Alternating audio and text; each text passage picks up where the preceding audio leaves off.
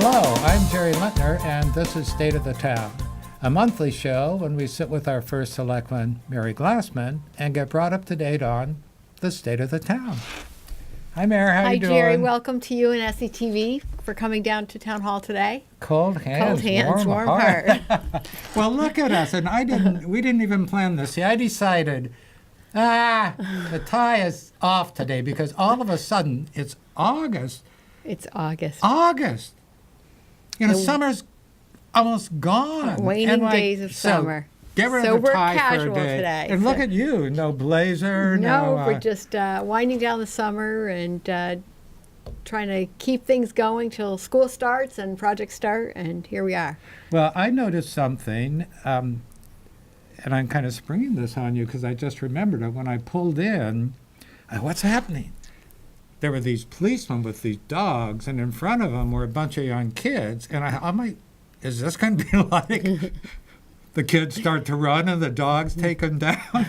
Is that like some sort of camp? The kids It is. So we have a Summer Explorers program for 7th. This year we have 7th, 8th, and high schoolers. Yeah, they get to spend a week with the officers and learning all about every facet of our police department. And Officer Brad Chase, is spearheading that effort, and we just had a tour. They just came through Town Hall, so we're happy to have the campers, and I think it's a great experience for the kids to get to know some of our officers personally and to see a little bit about what goes into community policing. So we're really excited. I hope they were treated a little more kindly than I. A few years ago, I did an interview of Chief Ingvartson, and we did a tour of the jail and the different facilities, all that.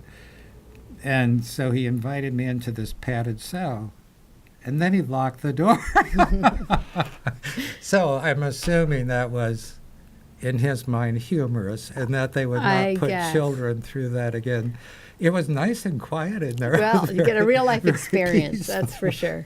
So with summer just having raced along, Frampton crapped out on us. Otherwise, I think all the concerts were a big success. Big success. We're waiting for final numbers, but we did have a great Hartford Symphony season. We had great weather, fortunately, for the spectators. We also had some great concerts, Harry Connick and Emmylou Harris, both great concerts that brought, folks that had never been to the Performing Arts Center before to our town. So I think now that folks have come, they'll come back again next summer and support the symphony and also support some of these additional concerts. So I think the Performing Arts Center board, the volunteers, have worked closely with the town and had a successful season. We're not done yet. A lot more happening as we get ready for the fall. But not concerts. Not concerts. No. We now shift into... What's the first next one? Septemberfest, the first weekend after Labor Day. And that will also be Labor Day. September 7th, 8th, and 9th. I know. And that's down in the Performing Arts Center. In the Performing Arts Center with the Home Improvement Show on Saturday, the 8th. There'll be vendors, there'll be business owners, there'll also be entertainment. It's a great place to catch up and see your neighbors. So they're sort of hooked back friends. to back.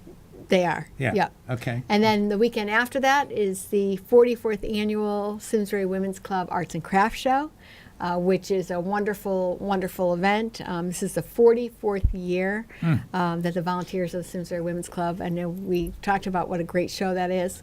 We'll be celebrating. And most of the proceeds from that event will go back to the town of Simsbury to support all the wonderful organizations, including SCTV. And ABC House. And which ABC is House. One that I always like to see happen personally.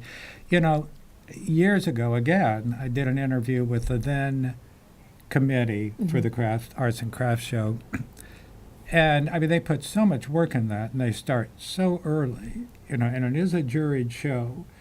And I think, especially on the fine arts end, each year, it's just gotten stronger and stronger. Now we have absolutely. I haven't come up with the money to buy one of her paintings yet, so this is I'm not getting paid to say this, but locally we have a number of really accomplished artists, but there is one. It turns out when she and I used to be at the One-Way Fair, which we didn't know one another, but we were both there with friends to celebrate our birthdays. And it turns out our birthdays were exactly the same day, exactly the same year. So once in a while we would run into one another, and always at the Arts and Crafts Show. Well, I was so stupid not to have bought her. Oh, her paintings are great. And so it was, oh, well, now they just have gone and gone and gone. So anyhow, I had recently, our daughter lives in Guilford. And you always hear about the Guilford Green, Right. in that show. And being on the shore, they draw a lot of They New do. York artists and all of that. So my wife and I were down there where we had an interim thing. We took our granddaughter someplace, and then it was a birthday party, but it was like parents were not to stay and hang around, or grandparents. So we'll take a look at it. Well, first of all, they had horrible weather. It was so hot and so we had a spell. humid. And it is large, but it primarily was jewelers. And I mean, the stuff, was great. And then the fine arts part seemed to be the Arts Guild that was still on the green, but separate. And I thought, wow, you hear so much about this. And I mean, I wouldn't put them ahead of what the women do here in town. It's a great show. And so much variety. And just great artists, like you said. And, it's just great after the show that my favorite lunch of the year is the Women's Club lunch, where all of the honorees come in and as a potluck, and the women do a great job with great recipes, and they let each person talk about their organization. And it's truly a remarkable event, because it's just, we have so many great organizations, so many great volunteers, and the fact that the Women's Club financially is able to support all of these great organizations is really a tribute to that group. The one year, because they have a representative from the organization there to take the donation. So at the one year the first year that it was I from SCTV who was to accept it. Right. So I went to the lunch, and by the time they got for me to stand up, I felt so unworthy because there had been all these programs where they literally saved the lives of starving children and all this, and I almost wanted to say, take ours back and give it to one of those. SCTV provides a great service, too. Well, no, I totally agree with that, but I thought, I don't have much to say about Let's go shopping. comparison. Let's make sure we put it on the calendar for September 14th, and get down there, and let's do some shopping. Okay. I almost was going to run late because we're right across from Central School, and to get out of my driveway, they were taking down, and I wondered when it was going to come down, because it goes way up high and then starts to arc, and it arches all the way across the street. And when other trees were taken down, that was not taken down. And I thought, it's going to come down at some point, and just, boy, you sure wouldn't want a kid to be under there when that happened. Exactly. So that program is going on? It's actually, it's great. We've had a great summer of paving, and we have a paving management schedule, so we have specific roads that are scheduled each year. And the Board of Selectmen, Board of Finance have been supportive of funding those programs. We have a tree removal program, and that's what you're seeing around town. And thanks to the folks who call our office and let us know of trees that we need to take a look at. That's been very helpful. But we've had a record number of storms, as you know, 5 over the last 2 years. And one of our emergency response plans has been to increase significantly our tree cutting process. And that's made a big difference in terms of outages and just in terms of keeping people safe. That's a big change. One of the big changes coming for the fall will be once the installation of the Northeast Utilities transfer station is added. That's about an $11 million project that the town advocated for and initiated in the north end of town that will provide some emergency backup. So that'll be a really good thing as well. And driving that way, I see they have seeded that slope that was out of necessity denuded. It was not attractive. So, now it'll be, I guess, a Oh, it'll be like our weed triangle that we have that the town owns out there. Well, over the last few years, the North End has really taken a complete transformation in how it looks with the addition of Dorset Crossing, the urgent care center there, which Yep. is a really a great resource for our residents. The multiple sclerosis housing, the 488 units will be under construction shortly. They did get this the funding from the state that they were looking for. And Big Y, I know a lot of folks are saying, where's Big Y? And that has been approved by the town. There's one small easement that the Big Y needs to get from the property owner, which will be done this month, and then they'll be ready to go. So lots happening up in the North End. The property owners are getting together and organizing to bring more energy to the North End and activity, so that's really exciting. That's good. Then there was, I know you and one of your staff were talking as I was coming in about, was it the prescription program? Or maybe Yeah, you could so explain that. That's great. So what we're looking at what the town of Simsbury initiated was through Connecticut Conference of Municipalities, Oh, and I was your fortunate to stomping be on the grounds. board and work Weren't you- with our fellow mayors and first selectmen, and we started a program called ProAct. And it's a free prescription drug card that's available to any resident of Simsbury. And all you need to do is to get this card. And if you're not insured or you're underinsured, and it even covers pet medications, Oh, really? just present this card at pharmacies. And most of the pharmacies participate. And you get a discount on your prescription. So, say you did have insurance, then there's no point in having the card? Well, you or- don't know because, it's worth looking into because if you take the card, you may have insurance, but it may be underinsured. So the card might offer you additional savings. Since we approved the program, so Connecticut Conference of Municipalities initiated the program, Simsbury was one of the first towns to participate. And since we've offered the program, our residents have saved close to $40,000 Wow. in prescription costs. Wow. So that's been a little less than a year. And so there is significant cost savings. So the cards are free. You can get them at Town Hall or Social Services Department. Yeah, I was trying to remember. It seems like I even got some sort of notice, and then I thought, well, Everyone, there was haven't- one mailed to every homeowner. okay. There's but no I thought, cost. well, we have insurance, so Yeah. we don't need to do that. But it never occurred to me. Maybe Yeah, they it's pay worth for looking something into beyond. if you're underinsured. Yeah. And then we also instituted some risk management over the last several years into the town of Simsbury. We are more proactive in our wellness program. We're offering employees incentives to go to the doctor to get So this screened. covers town employees. The ProAct program covers residents. Doesn't Residents. cover town employees. But Covers what about residents. The Kerma Wellness program that the town instituted has now, with all of the risk management pieces, has saved the town $90,000 over the last 3 years, and we Wow. just got our rebate check from Kerma just Wow. for this year. So, So just let by me implementing understand that some, again. This is, that program, though, addresses employees of the town. it addresses employees. Wow, that's a and lot to say. It is, and it addresses town risk factors. So we also look at, and again, this is where our residents are helpful. If they see something that they think needs improvement, or if they see a dangerous tree, that all goes into risk management. And okay. the fact that we respond and we have protocols in place, and we have training programs and safety programs. We have a safety committee. That all saves Simsbury taxpayers money. Because by implementing all these risk management, Now, who benefits from those programs? I mean, like, so by implementing risk management, we sometimes avoid accidents. If we remove a tree on a I busy see. road, So it's we not limit like- the town's liability.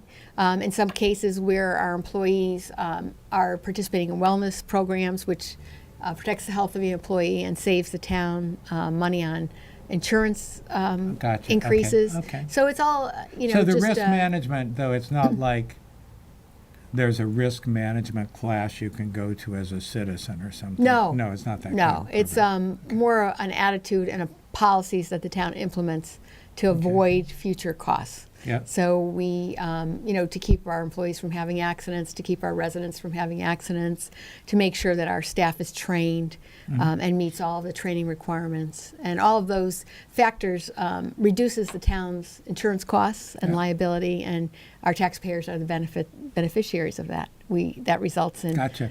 reduced costs. I guess so. With that kind of, wow. So the 40 and the 90, yeah, it's 150 for two different programs. For two different That's great. programs. It's been great. Well, then we all as a town have had the misfortune of recently losing two of our incredibly people dedicated this town. First, Jack Bannon and all he did. And there has been a lot of coverage on that. But then more recently, Jewel Gutman, and that was just a week ago yesterday, right before her 84th birthday, which would have been last Friday. Yeah, and we're sorry for the loss of both those really wonderful members of our community, and I know that both were friends of yours as well as mine. And I think it's interesting that we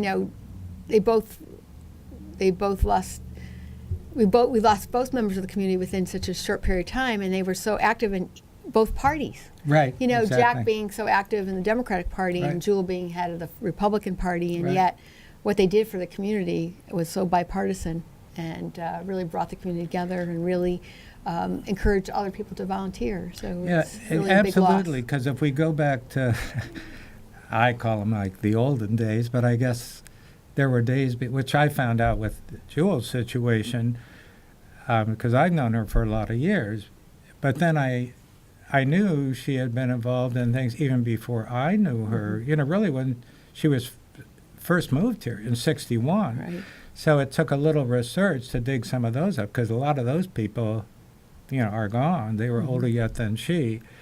But part of, I think what they had a sense of, and twice, once on Main Street and once on SCTV, where the boards had gotten lopsided. And at that point, well, it would always be a problem in my mind.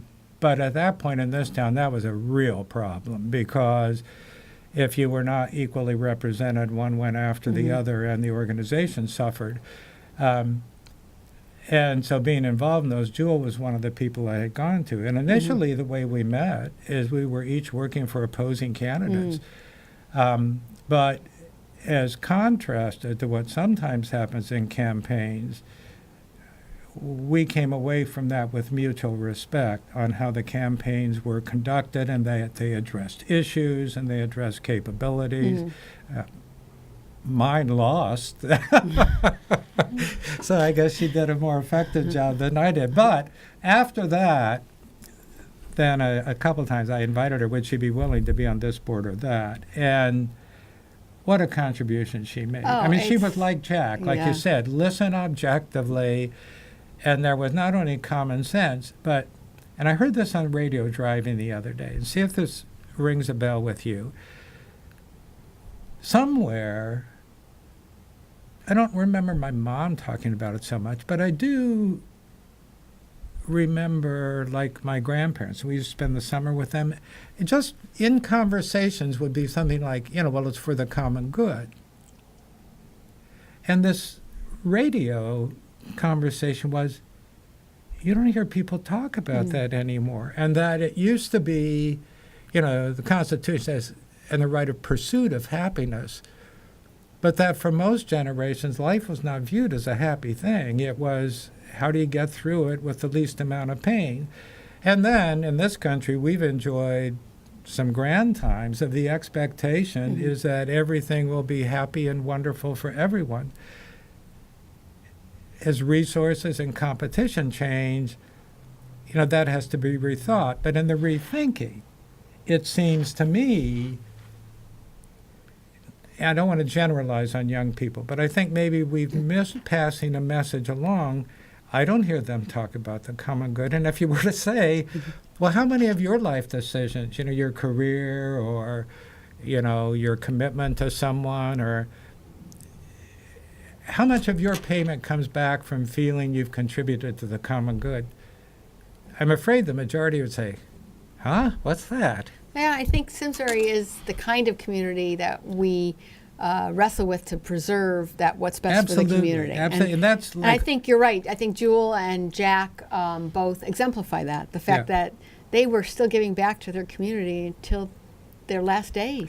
And Jack was still giving back on the turkey trot and getting donations for food share, and Jewel was still using her legal expertise to contribute to the business community, and it's really and great. Financial donations, and what they've given, it's like they gave a gift that doesn't stop giving, because for those of us who worked with them and organizations they helped to initiate and create, they have gone on. Like the turkey trot will go on. That wasn't there before, So, right. And there are many things. I mean, because Jack initiated so many things and went around and raised the flag first, and Jewel had a much quieter way of doing things. People who work directly with her on those know, but a lot of other people don't. But in both cases, it's like you were glad to do it. And it's like almost like family. Like afterwards, then you feel when Jack was not so able, then different people stepped in and they did it largely out of tribute to Jack. Absolutely. So, and I hope that spirit carries on, because I hope that someone watching, has children going off to college or find themselves with some time that they reach out and get involved in the community. And we're always looking for people, the Junior Women's Club, the Women's Club, the town. We have boards and commissions, Main Street, the business community. What do the Codgers do? Hey, you guys. Yeah. Do you just sit around and remember the good old days? I don't know what you do. Well, that's important, just getting together as a community. Well, that's and I true. think as we saw during the emergencies of the storm, as we saw during some of the tragedies that hit our state, it's about community. Right. When in time of need, knowing that your neighbor needs a warm place to stay, knowing who your neighbor is, all of those things are important to all of us to foster that type of community where people look out for each other. Over the years, that's been integrated into organizations, just like community partnership, theme of the police department, Simsbury Community Television. And the idea is, when people lived and worked here, and there was one local grocery and one post office, you saw one another. Well, now, if you want that sense of community, you have to make an effort. And there are these organizations there, and I know it's what you believe in, and part of the way that you administer the town is so those opportunities are available for people looking for this. And then the way you really get involved is, in turn, make a commitment, give some time, and sorry, off my soapbox. Well, no, that's good. I think that's important. One of the things that we wrestle with as a community is trying to take care of those in need. And we see, tremendous need in our social service department, and we're seeing a tremendous need in the mental health area. And one of the initiatives we'll be launching with the school department is to have a conversation about mental health and to have a conversation involving the community. Can I sit in on that? Is it? Yeah, absolutely. To have a conversation as a community, talk about mental health and where to go for help, talk about the increasing rate in Connecticut of suicide prevention, the suicides, and how to prevent and address folks in need. And we just received a grant to train our community leaders into how to recognize when someone is experiencing a mental health crisis. Okay. And what do you do in circumstances where someone needs help, or where someone lost someone through a suicide? How do you reach out and involve that family? So tough conversations, and but absolutely necessary. And who are you talking to about this? We just received a grant from the state of Connecticut through an organization called CASAC. And what's it called? CASAC, CASAC. I What can't remember what the acronym is for. I have to double check. I guess it doesn't matter. But they'll be training community leaders in September as to how to. And community leaders being school officials. Oh, okay. Clergy. business leaders, town officials, folks who come in contact with the community and can facilitate those conversations. And then once we go through that initial training, then we'll receive a grant to talk about next steps and how best to outreach to the public and involve the public in these conversations and in prevention and into support.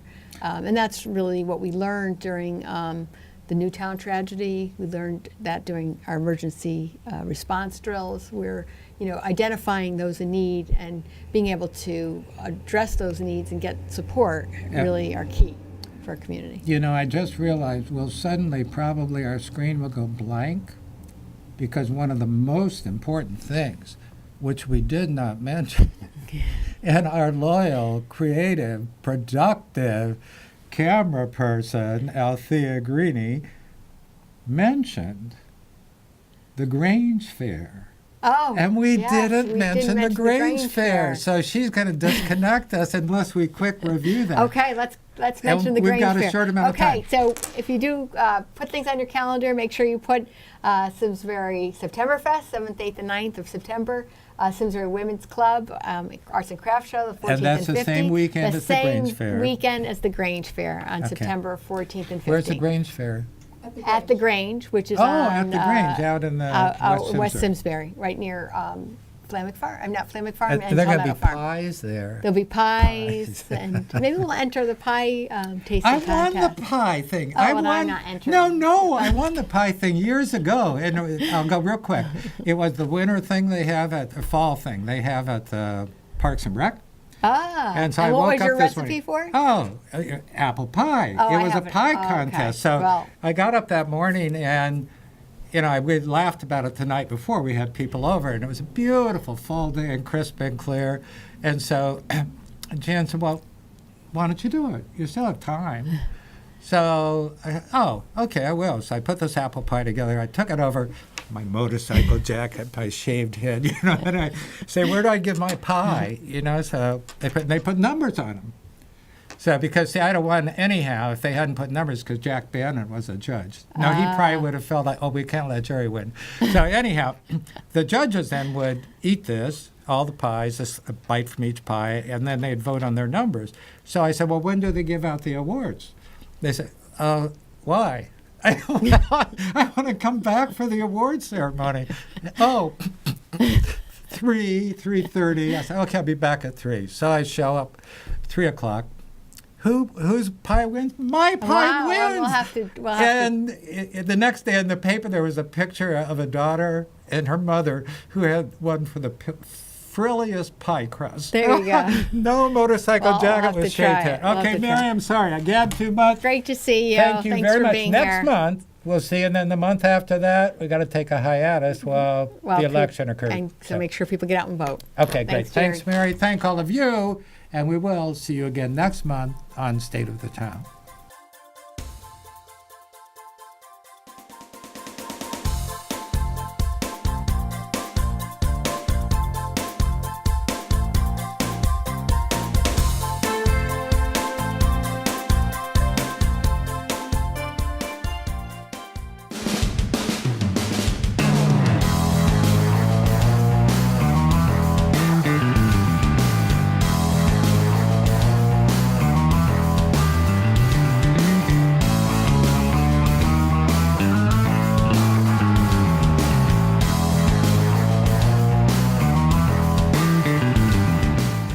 Funding for Simsbury Community Television is provided in part by contributions from viewers like you.